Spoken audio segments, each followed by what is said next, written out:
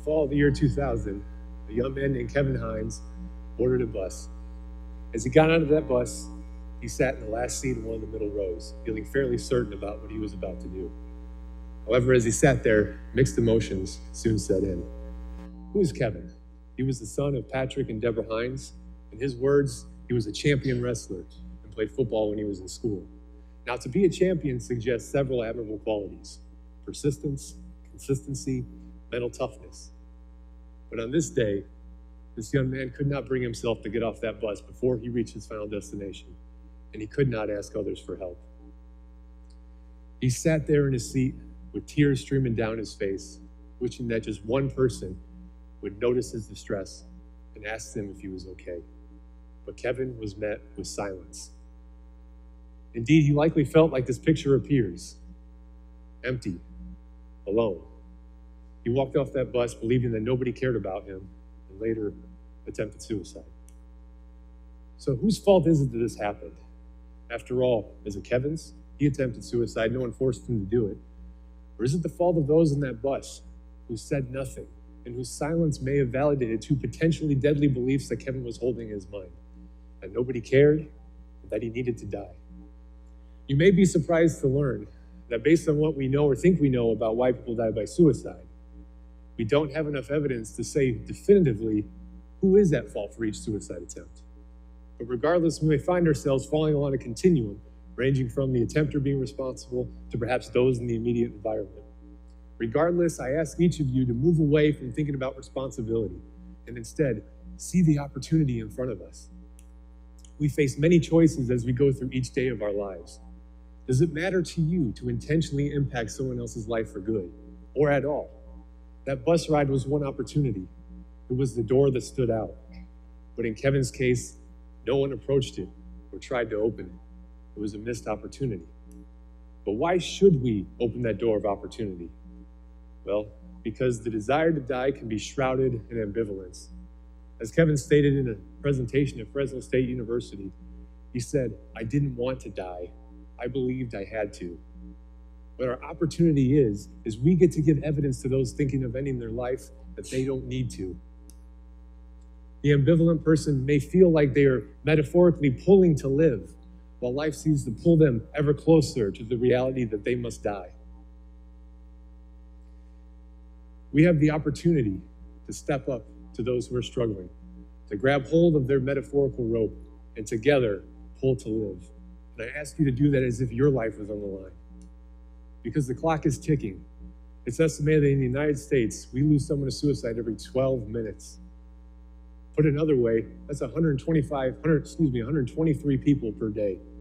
That's the equivalent of 15 people sitting in first class and the main cabin being completely full on the Delta Airlines Boeing 737 jet, and that jet crashing every single day with no survivors.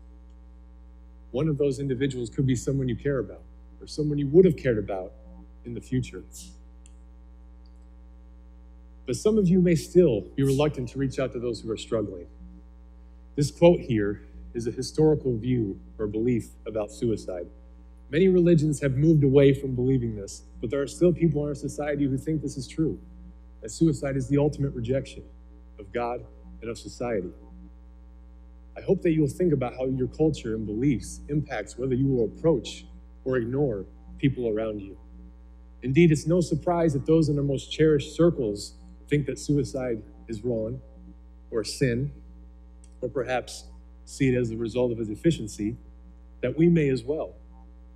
The attitudes which we hold toward human behaviors and the assumptions that we make about those who engage in those behaviors can impact whether we see an opportunity to help those in front of us or distance ourselves from them because we only are paying attention to what we disagree with. This distancing has occurred even among family members. A woman named Brenda lost her nephew to suicide several years ago. She was very close to this young man and loved him dearly. However, when she heard about the news of his death, she was furious. She asked herself, what right did he have to do this? To Brenda, suicide was something foreign. It conflicted with her values. She thought it was selfish and blatantly wrong. And this led her to feel distant from her nephew. And why wouldn't she? This was a young man who she admired. And she believed that suicide would never be something in his future. It could lead her to question everything she thought she knew about him, maybe even question whether she knew him as well as she thought she did. But her attitude changed thanks to some events in her life. A Jewish rabbi explained that burial rights for her nephew would not be denied because he wasn't in his right mind at the time he took his life. This, along with Brenda's experiences working for a local suicide prevention coalition, led her to question those negative beliefs and labels that she attached to her nephew's suicide. She began to ask herself, can suicide really be selfish if it's the result of a disease or an illness? And as her negative attitudes changed, so did her attitudes toward her nephew. Those bonds of closeness came back because she remembered the young man who lived and stopped focusing on the way that he died. This is an opportunity for us as well when we meet those who are in distress and struggling. What are the negative labels that we sometimes attach to those who are at risk for suicide? Here's a few. This is what we risk when we attach these labels to people. We essentially take a normal human being and we taint them and discount them. We demote them to a status of inferiority. They're not like us. They're different. They're one of them.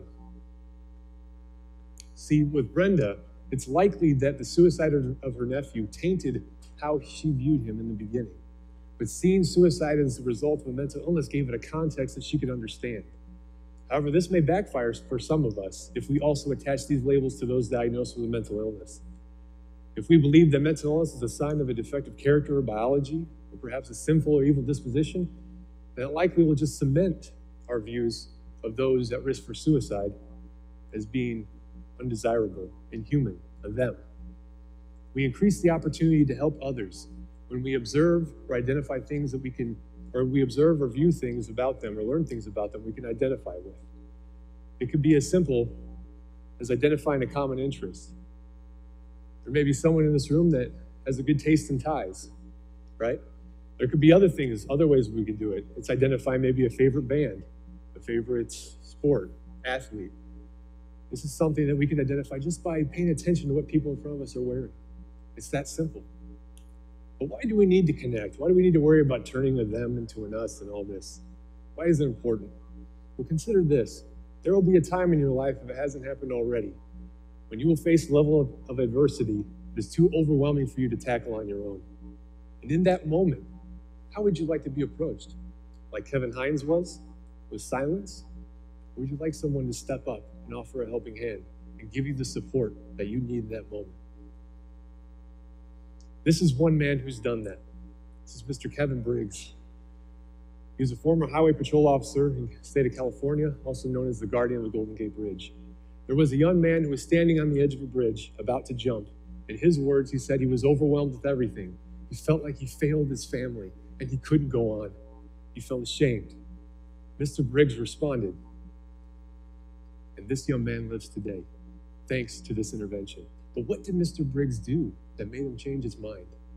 Well, according to an NPR StoryCorps interview between these two men, the young man said it was the compassion in Mr. Briggs' voice that made all the difference, that allowed them to connect and build trust. But there was something else Mr. Briggs did too. He also gave him his time and his attention. He spent up to 90 minutes with this young man, focusing entirely on him. And thanks to his compassion and understanding and not giving up on him, this young man is now living the life he thought he never could. This is the opportunity in front of us. This is exciting things that could happen to those who feel like they have nothing to live for.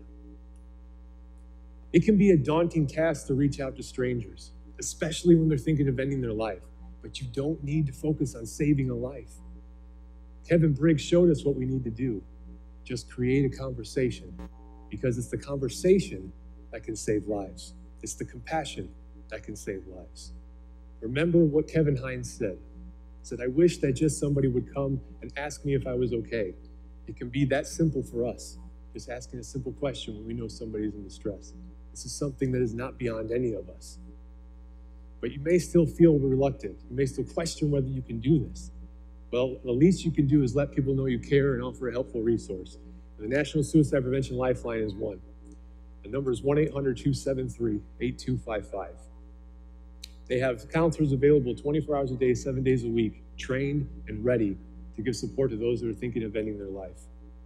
But if you're not sure what to say or do, they could be a resource for you as well. Since these counselors talk to other people every day or thinking of ending their life, I'm sure they can give you some ideas and tips if you're unsure what to say or do. It's a resource that we all could access. Each of us has the opportunity to show those who feel alone that they are not. And by helping them pull for their life, we increase the odds of setting off a chain of events that could have positive outcomes for all involved. For our person in distress, like Kevin Briggs, we may inspire a desire to live when death seems all-consuming. For those of us reaching out, we may learn, like Brenda did, that human behaviors have a context, and that those who seem alien to us actually are quite familiar. Through this experience, we can move away from distrusting or despising others who seem different or whose behaviors seem incomprehensible, and seeking to understand them instead. Ladies and gentlemen, this is the epitome of how we turn an outsider, a them, into one of us. And this is our opportunity. Why not today? Why not now? Thank you.